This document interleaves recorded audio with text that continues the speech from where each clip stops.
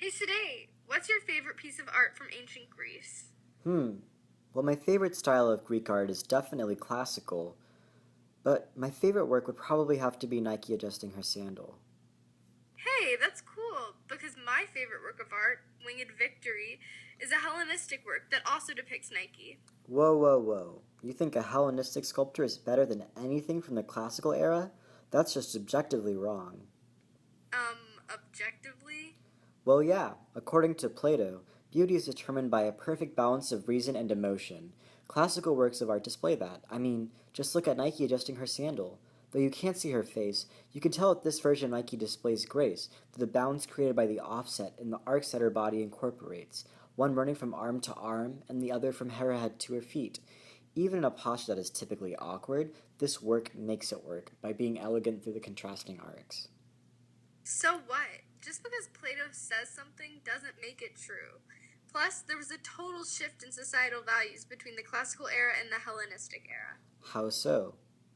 Well, Athens was struck with tragedy. First, they lost the Peloponnesian War, then they were struck with the plague. Ooh, yikes. Yeah, and on top of all that, Athens' fate was placed in the hands of Alexander the Great. So I understand, but how does that affect the shift in art?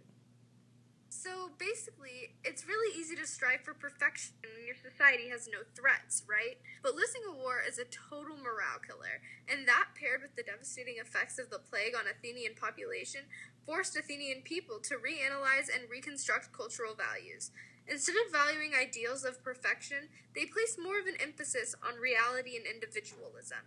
As demonstrated by the fact that Winged Victory was commissioned to commemorate a naval battle in which the Greeks were victorious, an homage to Nike and her graciousness for her favor in battle, yet not to her beauty or divine status as a god. Ah, I see. There's a nice contrast because considering that Nike adjusting her sandal acknowledges the divine status of herself and other gods because she's unlacing her shoes because she realizes she's on holy ground. Yeah. So, personally, I enjoy Hellenistic art way more than classical art because it's so expressive and emotional.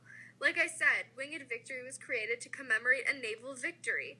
That's really cool because it sort of personifies the Athenian spirit at the time it was created. But it doesn't conform to Plato's ideas of beauty or Platonic form theory. Like, yes, I see where you're coming from. It has so much action in it, and I love the tension in her body and the ruffled feathers in her wings. It really captures the illusion of movement, but I know, I love her. she's pretty nice. But I think we can both agree and attest to the fact that the use of wet drapery and Nike adjusting her sandal really highlights the details of her body in a stunning way, which is actually pretty typical of ancient Greek work. Well, Winged Victory has wet drapery too. I mean, look at that. You can see her belly button. I guess you're right.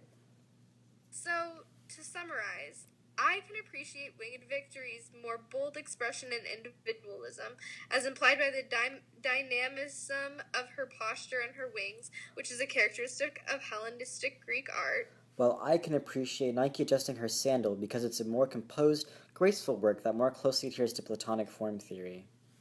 But we can both agree that the way in which these two art styles portray a divine figure, even though one was influenced by circumstantial wartime and plague, which yielded an emphasis on reality and individualism, and makes use of wet drapery, is astounding. Exactly.